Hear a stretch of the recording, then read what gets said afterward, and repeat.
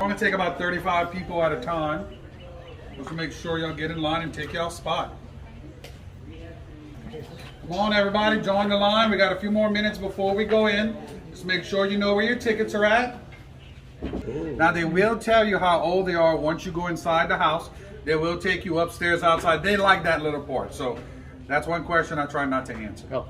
And if I do slip up and say it, act surprised. Any alligators? More towards the back in the swamp area. This close to the river, you won't find many alligators. Now, when it rains and it's heavy, yeah, we can have a few alligators show up. Snakes and alligators up front, of course, yes. But when it has to, like after a hurricane, when we have a lot of rain, settle for a few days, they will come from the swamp area to the front. I've been here 3 years, I haven't seen one. But they are very common. We had flooding rains about a month and a half ago, and a lot of baby alligators. You don't see that too much. Dead on the side of the road trying to cross because the water's crossed the roads. We saw an alligator with no head. That was killed. Yeah, you'll find some of those too. Run over them. No, but the head, someone took the head. Yeah, you can sell that. Make some good money. Oh, wow. Yes. In the little town where, what's his name, Troy is from, the main character, that's the little town I'm from. I grew up with it.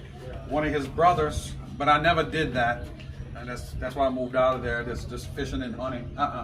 I'm good. I need a Walmart at least 20 minutes away. Yes, they'll use the skins for purses and shoes. And then the skull, know what you're eating. Because it may be squirrel, maybe alligator. You don't know what they're feeding you sometimes. Huh? Duck. Oh, duck, that's good. What's all the little leaves growing on the trees? Very good question. And I have time to answer it if I do it fast. What is the stuff growing on the trees? What is that green stuff growing on most of the trees we see throughout the property? It's called resurrection fern. It is a fern.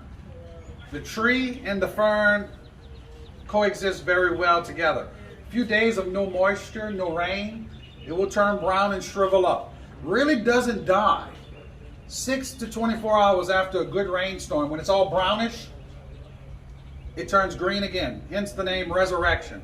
And I've been here a few times. I come here at 8:30, 9 o'clock in the morning, and all the alley is brown, all of it's shriveled up, and it rains throughout the entire day, and I see Mother Nature do her work little by little throughout the day. A beautiful sight. Also, some places around the world, they call it Lazarus fern. Biblical reference, rising from the dead. And in some other places, my 5th graders didn't understand this one, and I'm going to share it with you. It's also called mother-in-law fern. Won't die and it won't go away.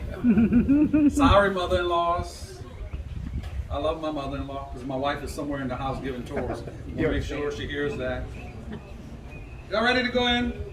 This is about that time. Get your tickets ready. So we're going to go inside.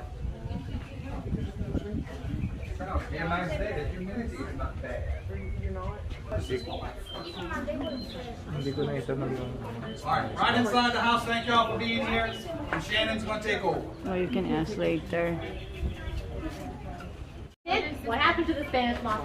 There are a couple of theories. One is that maybe it was over harvested during the Civil War for mattresses, stuff the mattresses with. Another story went around for a while. The last owner hated the way the Spanish moss looked, so she did something and got rid of it. But a picture came out before she even had the house, and there was no Spanish moss on the trees back then, so we don't know.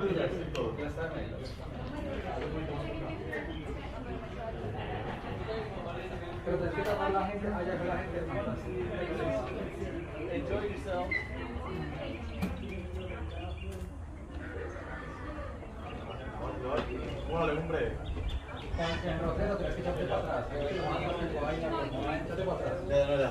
The rest of that is the gift shop, the restaurant, the sugarcane fields.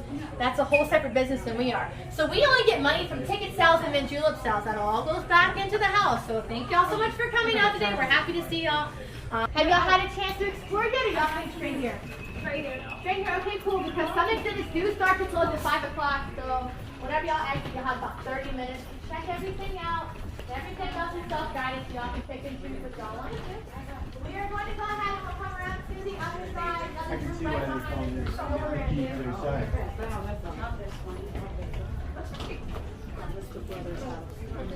Really? Huh. Mama. Gather over here. Point out some more exhibits y'all can check out while y'all are here. No. Flower, the beautiful southern magnolia flower.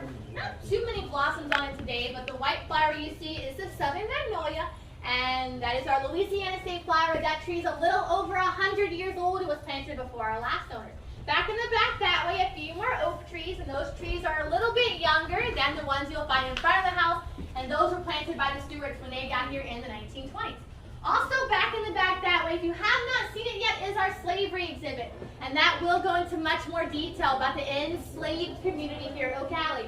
That is one of those exhibits that does close at 5 o'clock, so if you have not checked that one out yet, I suggest y'all check that one out whenever y'all exit.